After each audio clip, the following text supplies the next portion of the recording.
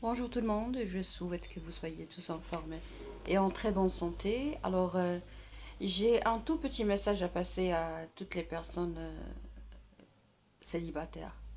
En fait, le mariage est un sacré paradis, mais on n'arrive pas à voir la beauté du mariage à cause des misérables mariés ou divorcés qui veulent à tout prix transmettre leur négativité, leur toxicité à tout le monde. Et au lieu de raconter ce qui est très positif, ce qui est beau, ce qui est merveilleux, ce qui est fort dans une relation de couple halal, entre parenthèses, pour les gens croyants. Donc, qu'est-ce qu'on partage? On partage que de la médisance. Déjà, c'est interdit. Et c'est-à-dire que la femme, par exemple, ou l'homme marié, ils viennent pour te raconter les défauts, les, euh, les, les péchés de son partenaire, les points négatifs, les points noirs, les failles. Donc toi, tu connais pas la personne et puis tu connais tout son linge, d'accord? Donc ces gens mariés qui partagent le sale linge de leur partenaire, mais vous êtes vraiment des gens qui ne sont pas à la hauteur déjà. Et c'est très mauvais d'avoir ce type de conduite déjà.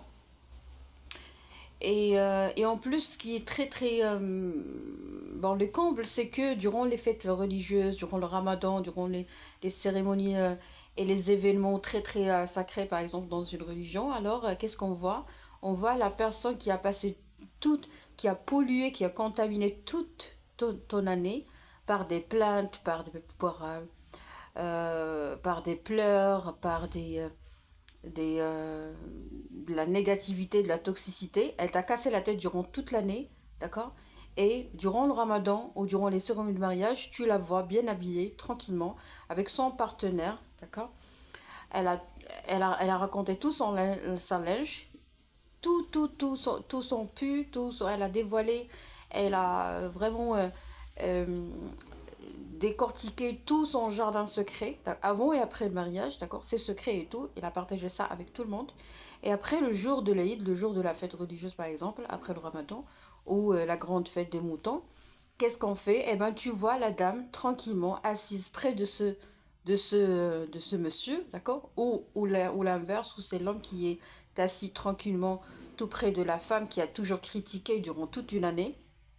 Ils portent des vêtements traditionnels, ils sont très heureux, ils montrent la beauté, ils sont chanceux parce que dans cette vie qu'on a toujours comparée à une jungle, d'accord, eux, ils ont pris leur part de bonté, leur part de bonheur et ils ont pu gagner et réussir, ils ont fait un foyer, d'accord?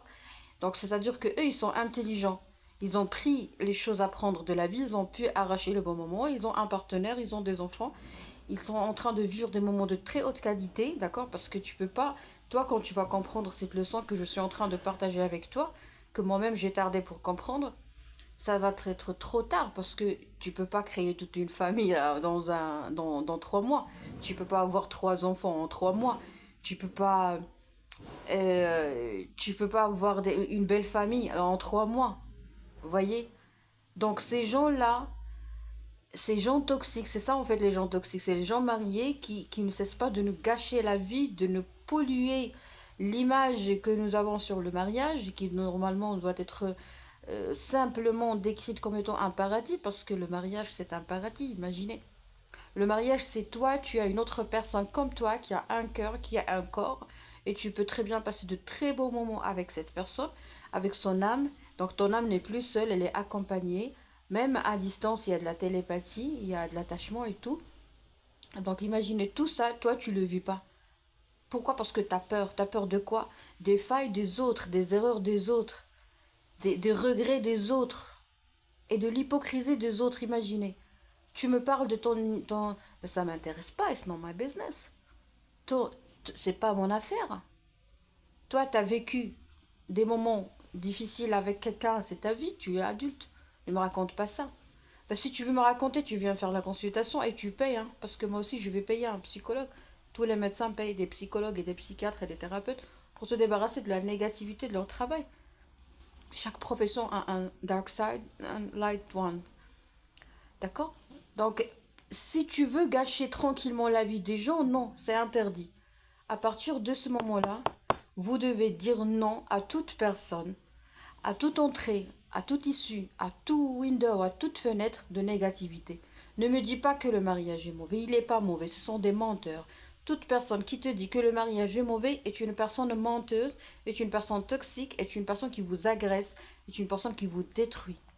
Si quelqu'un te dit que le mariage est mauvais, tu lui dis tais-toi. Dans ton cœur, tu lui dis tais-toi. Bien sûr, tu peux pas la dire verbalement, sinon tu vas te faire des ennemis tranquillement.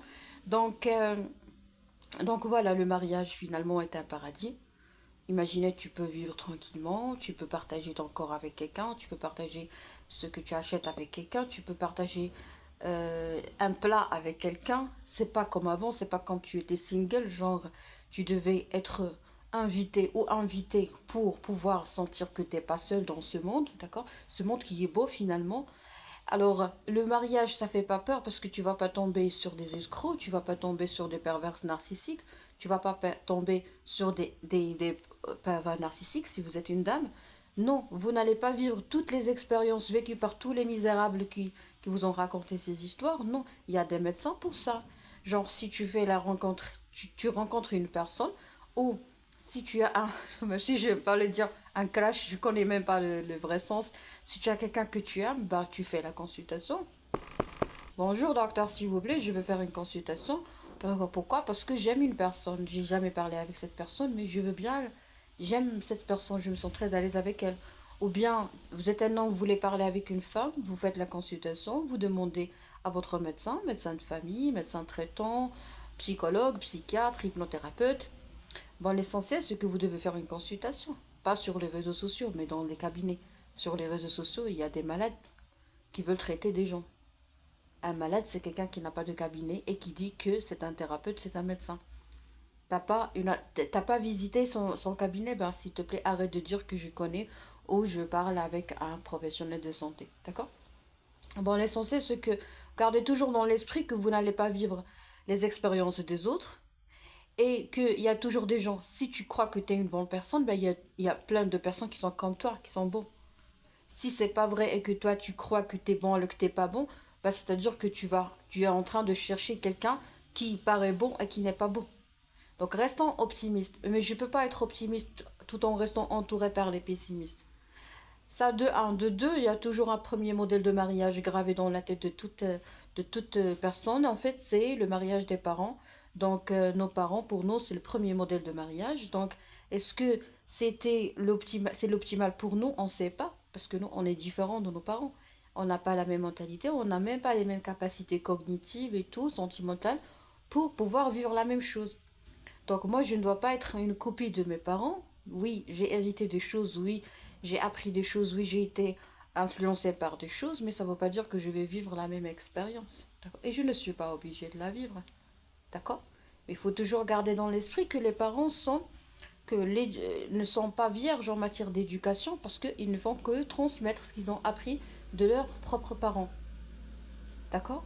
Et puis, et en fait, il y a plusieurs idées à partager qui sont très très positives et qui ont aidé des couples, qui ont aidé des patients et qui m'ont aidé, qui ont aidé plusieurs personnes. Donc, je pense que il est temps de dire stop à tous ces gens hypocrites, hein, je dis hypocrites misérables mariés ou hypocrites misérables divorcés.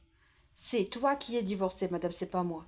C'est toi qui es divorcé, monsieur, c'est pas moi. Moi, j'ai jamais vécu cette expérience. Donc, je vais pas vivre automatiquement ce que tu as vécu parce que moi, je ne suis pas toi. D'accord? Il faut que les choses soient personnalisées et uniques et individuelles. Genre, je fais ma consultation tranquillement si je m'aime.